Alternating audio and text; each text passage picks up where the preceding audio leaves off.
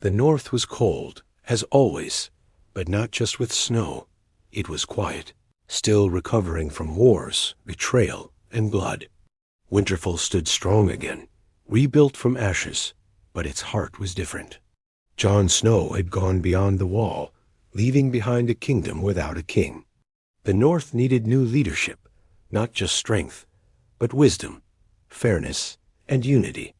After many discussions among the northern lords and people, a decision was made that shocked everyone. 3 people would rule together. Not just one leader, but a council. Lady Sansa Stark, known for her smart mind and cold strength. Tyrion Lannister, clever with words and strategies. And Brienne of Tarth, brave and honorable, a knight who had seen too much war to desire more of it. People had doubts. A Lannister rule in the north? A woman knight sitting in power? But slowly, things began to change. Sansa stayed in Winterfell, leading from the Great Hall with her sharp eyes and cold voice.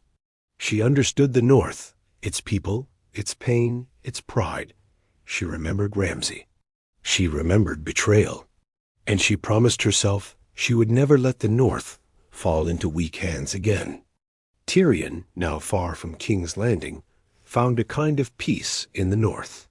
Though most northerners still looked at him with suspicious eyes, they couldn't ignore his intelligence. He wasn't trusted right away. He had once stood by Cersei after all, but slowly people saw how he never tried to take power alone. He listened, planned, and advised. He spent days reading old northern laws and traditions, respecting their ways. Brienne was the protector, not just with her sword, but with her honor. She had sworn to protect the Stark girls, and now she protected their future. She trained northern soldiers, kept the peace between wildlings and northerners, and led with silence and strength. Her loyalty made her a quiet symbol of justice. The 3 of them worked surprisingly well together. Tyrion brought diplomacy. Sansa brought strategy.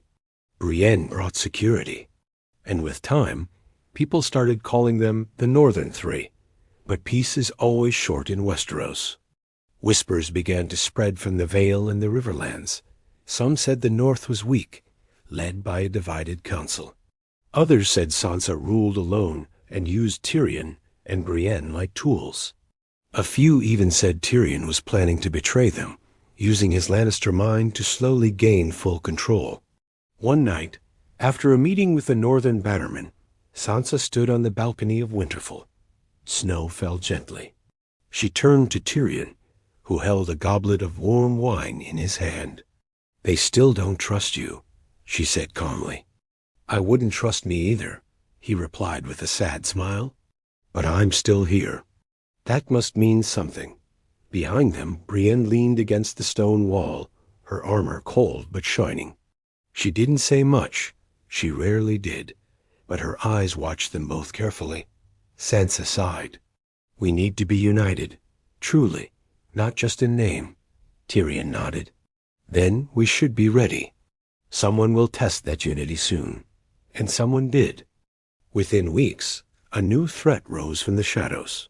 Not a foreign army, but a northern rebellion. A group of northern lords, angry that a Lannister had power in Winterfell, began to gather forces. They said Sansa had become too soft, trusting outsiders. They said Brienne had no right to command northern soldiers. They said the North needed a true Stark, not a broken council. And so, in silence and darkness, they began to plan a coup. Winter was here, but not just in weather. It had returned to the hearts of men. And the Northern Three would soon face the hardest test of all. Could loyalty, honor, and cleverness survive the old pride of the North? The rebellion began not with swords, but with silence. Men missing from patrols, supplies vanishing from the stores, letters never reaching their destination. Sansa noticed first. She sat alone in her solar, reading reports with her fingers trembling slightly, though her face remained hard as ice. She had seen betrayal before. This one felt colder. It was coming from her own people. She called for Tyrion and Brienne late at night. Only firelight lit the room. "Someone's building against us," she said quietly. "It's not just rumors anymore. These movements are coordinated." Tyrion poured himself a drink, his expression thoughtful. "Let me guess. It's Lord Harlan Umber and those stubborn old families clinging to the past." Sansa nodded. "They want a Stark alone on the throne. And they don't see me as enough Stark, because I don't rule with their kind of cruelty. They want blood," Brienne said simply. "They want the old North back, the brutal North. And they think I'm a Lannister snake, whispering in your ear," Tyrion added with a bitter smirk. "They'll never accept me." Sansa looked at both of them, her voice steady. "Then we must show them what we are. Not just titles, not just names. We act."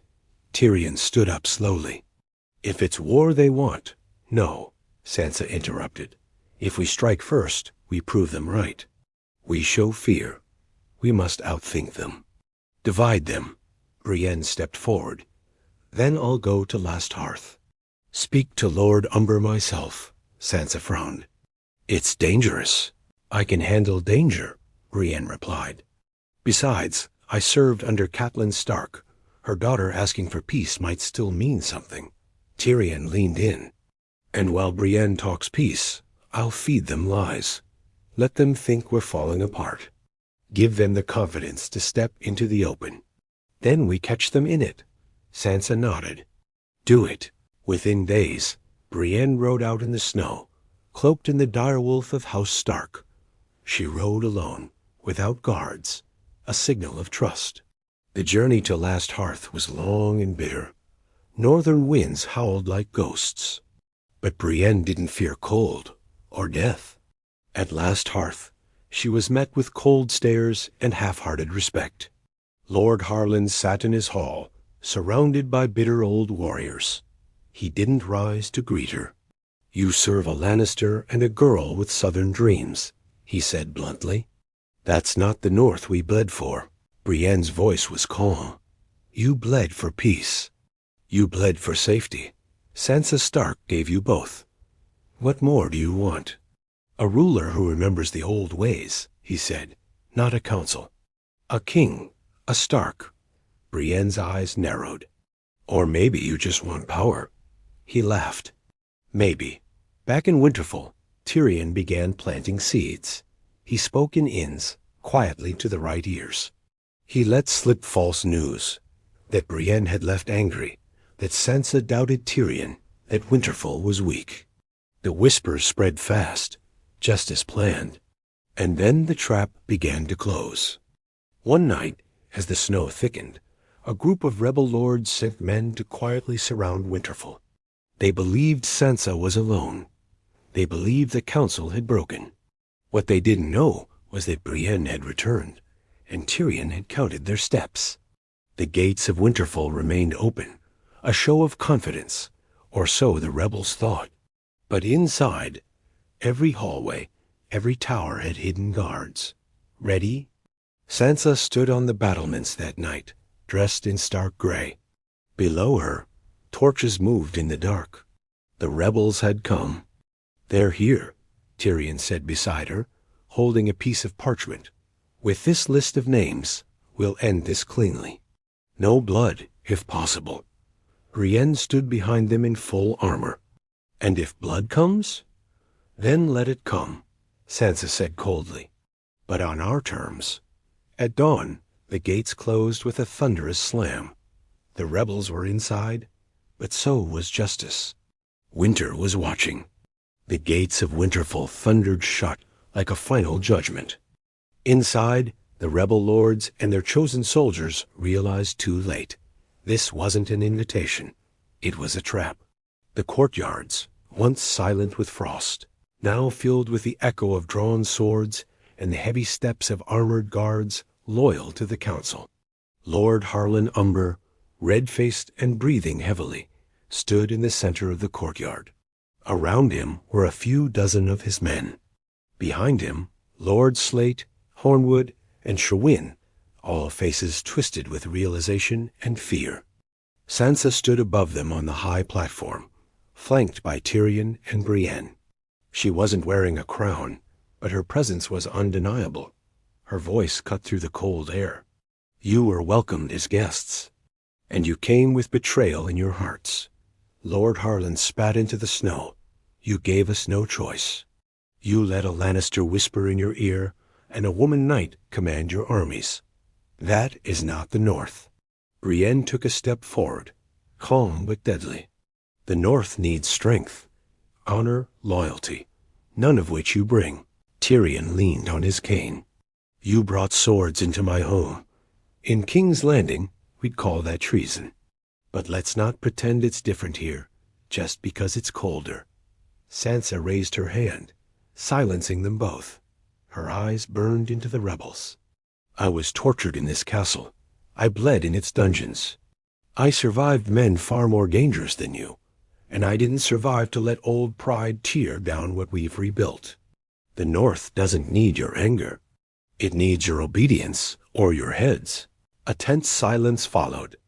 Lord Slate stepped forward, trying to plead. Lady Sansa, we only feared for tradition. For legacy, we meant no harm. You meant power, Sansa said sharply. Like all men who hide behind legacy. At her signal, loyal guards stepped forward, surrounding the rebels. Brienne's voice boomed across the courtyard. Drop your weapons. Kneel or die where you stand. Some dropped their swords quickly, realizing they'd been beaten by minds sharper than steel. Others hesitated. Harlan stood firm, eyes blazing. I'll not kneel to a false Stark and her pet dwarf. Before anyone could stop him, he drew his blade and charged toward the stairs, screaming like a dying wolf. But Brienne was already moving. She met him halfway with a brutal clash. He swung wildly, but she was calm, balanced, precise. In 3 clean moves, she disarmed him, spun him around, and shoved him down into the snow. She stood over him, sword at his throat. Yield, she said, low and final. His pride shattered. Slowly, Harlan dropped his head. I yield. Sansa descended the stairs as the rebel lords were bound and taken to the dungeons. The crowd of Winterfell's people had gathered by now, watching with wide eyes. Whispers filled the icy air. She stood before them all. Her voice, though soft, was clear. Today we stopped a war before it began. Not with more death, but with unity. The North cannot survive by fighting itself. We are not in the old days. We are not ruled by fear. We are ruled by reason and by justice. Tyrion stepped beside her. Let today be a warning. Anyone who wants to test this council will not find weakness. They will find strategy and strength. Later that night, in the quiet of the hall, the 3 of them sat before the fire. Brienne was still in her armor, her knuckles bruised. They'll try again someday, she said. They always do, Sansa replied. But we'll be ready. Tyrion took a long drink of wine. You know, we may just be the strangest ruling council this land has seen. A noble lady, a disgraced knight, and a broken imp. Sansa gave a rare smile. And yet, it's working. But as peace returned to Winterfell, a raven arrived from the south. It bore a seal none of them expected to see again. The Queen of Ashes had returned, or so the letter claimed. Daenerys Targaryen was alive, and she was coming north. The raven's arrival changed everything. Sansa read the letter 3 times, her hands cold even near the fire. Its seal, a 3-headed dragon in black and red, hadn't been seen since the ashes of King's Landing cooled. The message was short, formal, and chilling. The Queen of Dragons lives. I return not for revenge, but for reckoning. The North must answer for its part in my fall. I am coming. Tyrion stared at the letter in silence for a long while. His face, usually full of sharp remarks and smug wisdom, was blank. Brienne watched him closely, her hand resting near her sword, even though they were alone. She burned thousands, Sansa said quietly. But she died in the arms of a traitor. And now she's writing letters? She shouldn't be alive, Tyrion muttered. I saw her body. John told me maybe it's not her, Brienne said. A loyalist pretending, or some witchcraft. Or maybe it is her, Tyrion whispered. Magic didn't die with the dragons, and death has become something people come back from far too often. For the first time in weeks, fear touched Sansa's heart. She remembered the look in Daenerys' eyes when she sat atop Dragon, raining fire on children and mothers alike. The so-called breaker of chains had turned cities into tombs. If she truly lived, no one was safe. But the North was no longer weak. And this time, they would not wait for fire to fall from the sky. A council was called the next day. All the major houses loyal to Winterfell gathered, wary after the recent rebellion, but unified by a common fear. No one wanted to face another war, especially not against a Targaryen queen who had once walked through fire. We must prepare, Sansa declared. We survived the dead. We survived Cersei. We survived betrayal. And we will survive this. But what if she comes with dragons again? Lord Glover asked, eyes wide. We can't fight fire with spears. She has no dragons, Tyrion replied, his voice firm. If this is truly Daenerys, and she is not the same queen we left in King's Landing, she has no army, no allies, only a name and fear. But fear, Brienne added, can raise armies faster than gold. The North began to ready itself once again. The forges of Winterfell burned bright, crafting new weapons, reforging old ones. Brienne trained the guard with double the intensity. The walls were reinforced. Food stores gathered. The ravens flew in every direction, searching for truth. Days passed, then weeks. No sign of Daenerys, but rumors multiplied like rats. One said she walked the Riverlands alone, preaching rebirth. Another claimed she had gathered Dothraki survivors across the narrow sea. A few even believed she had made a pact with Shadowbinders from Asshai, trading her soul for resurrection. Tyrion drank more, but only at night. He spent his days studying maps, histories, and every bit of old Valyrian knowledge he could find. He spoke less, but when he did, his words held weight. She won't attack from the front, he told Sansa one night. She knows we're waiting. She'll come with whispers, poison, ideas, Brienne nodded. She'll test our unity before she tests our walls. And indeed, cracks began to show. Small villages near the neck reported strangers, silver-haired women, speaking of peace, offering healing. A few northerners disappeared after meeting them. Some returned, eyes blank, speaking of the true queen.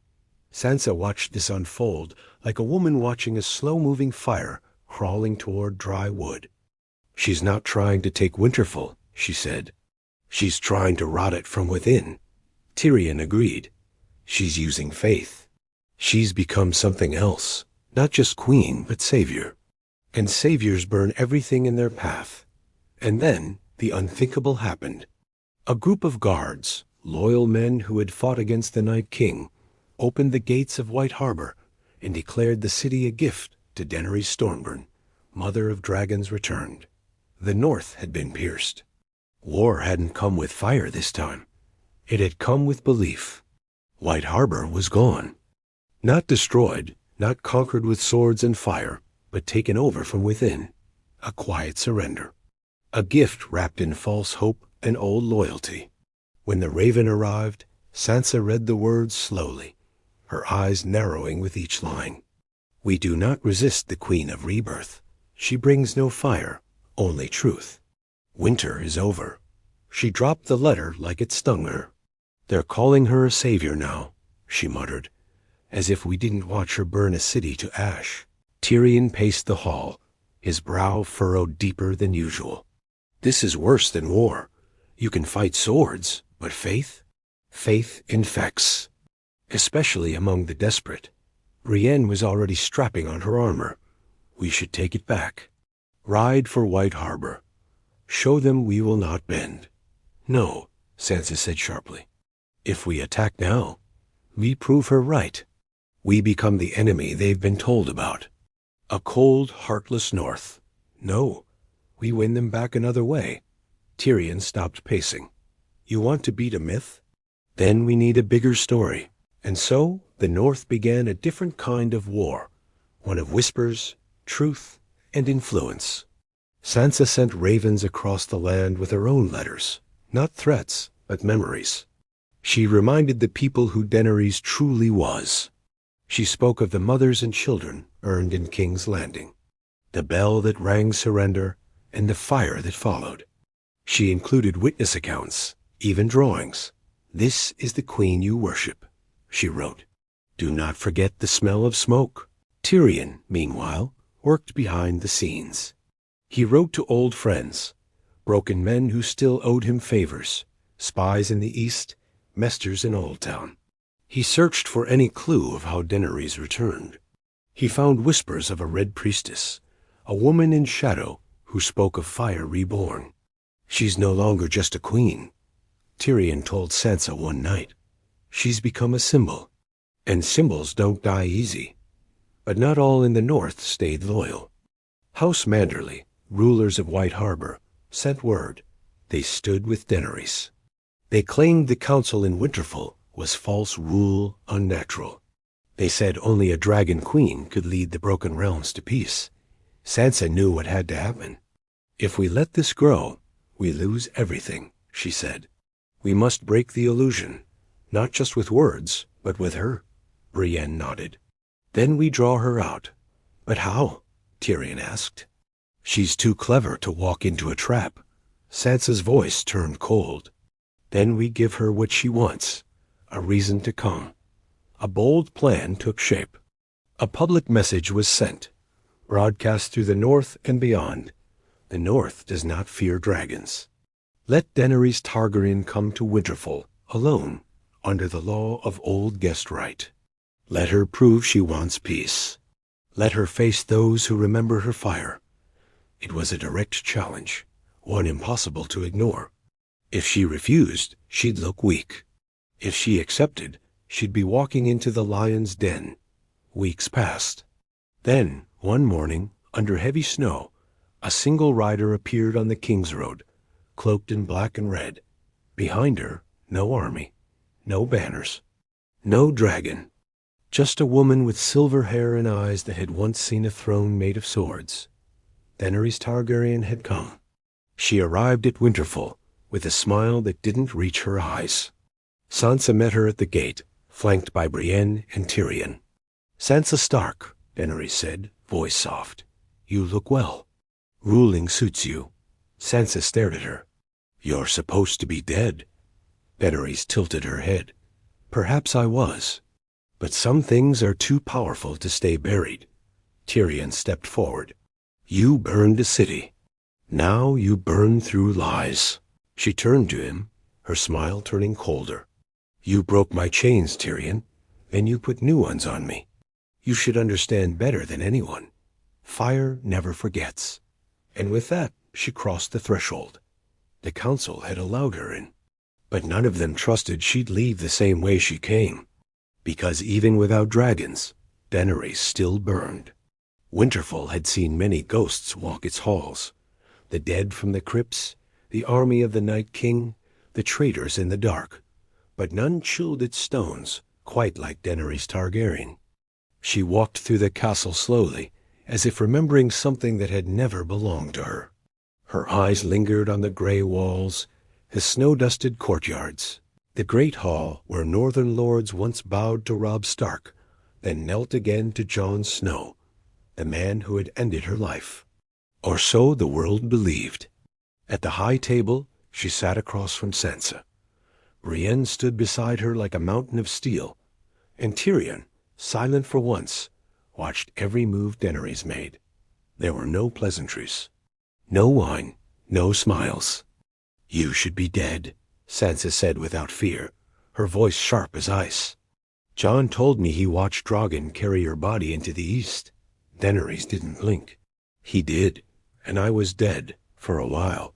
But fire remembers its own. Blood magic? Tyrion asked, narrowing his eyes.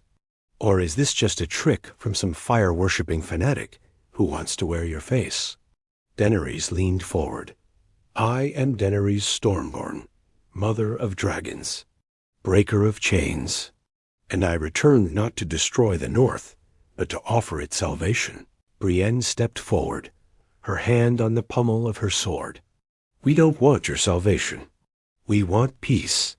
Daenerys turned to her slowly. Peace? She echoed. You think this, she gestured to the snow, to the grim faces of the guards, is peace? This is fear, frozen and silent.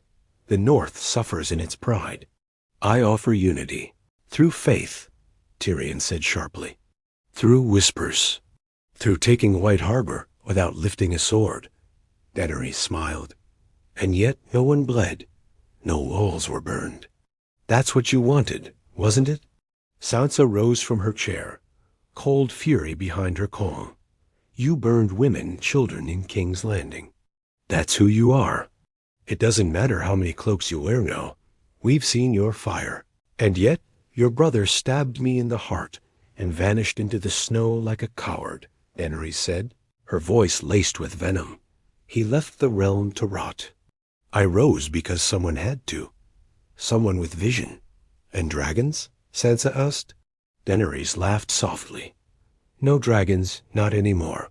The last of them died in the shadow of Valyria. But I don't need beasts to change the world now. I have something stronger belief. Sansa studied her. There was no madness in her eyes. Not yet. But there was something worse. Certainty. Later that night, Tyrion sat alone in the tower with his cup of wine, staring at the fire. Brienne entered quietly. She's dangerous, she said. She always was, Tyrion replied. But now she's something else. She believes she's been chosen. She won't leave peacefully, Brienne said. No, Tyrion sighed. She's here to conquer again. Only this time, with words instead of fire. She wants to divide us, to infect the North with her flame. Brienne nodded grimly. Then we can't let her leave. Tyrion looked up. Are you saying we kill her? Again? I'm saying she's a threat, Brienne said, voice firm. A threat we've seen before.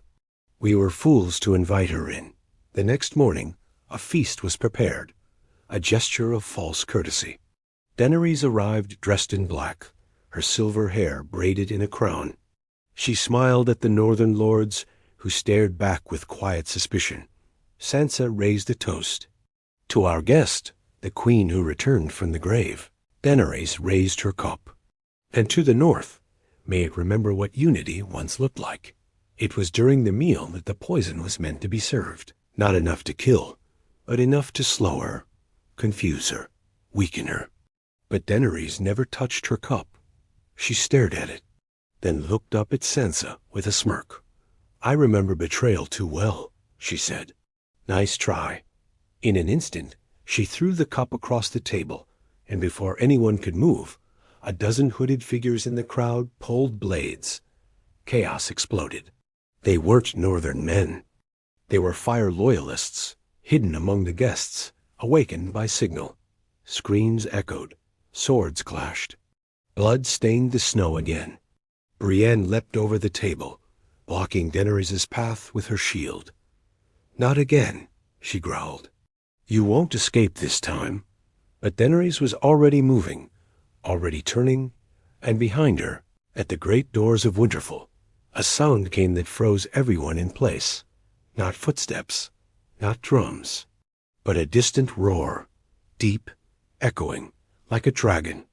The roar shattered the hall's noise like thunder cracks open the sky. Everyone froze. Even the fire loyalists stopped mid-battle. The sound came again, low and ancient, a dragon's call, not imagined, not remembered, real. Tyrion's cup slipped from his hand, wine dripping like blood on the stone. He turned to Sansa, eyes wide. She lied.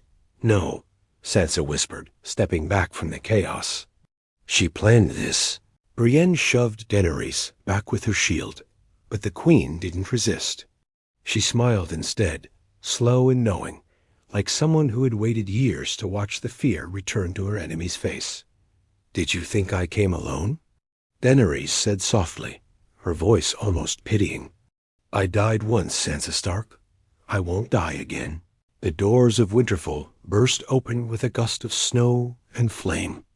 A shadow flew over the courtyard, massive wings against the white sky, teeth like swords, scales blacker than night. It wasn't Drogon. No one had seen Drogon since the ashes of King's Landing. This was something else. Smaller, leaner, with smoke rising from its nostrils. A new dragon. Gasps rang out. Some dropped their weapons. Some ran. But Daenerys only raised her hand like she was reaching for a lost child. The dragon landed beyond the walls, shaking the ground with its weight. Its eyes glowed with unnatural fire, as if reborn not from nature, but from death itself. Tyrion looked at the beast in horror. She's made a monster out of fire and magic. She's not just here to rule. She's here to cleanse. Brienne didn't wait. She lunged at Daenerys, sword raised, but the queen was faster than expected.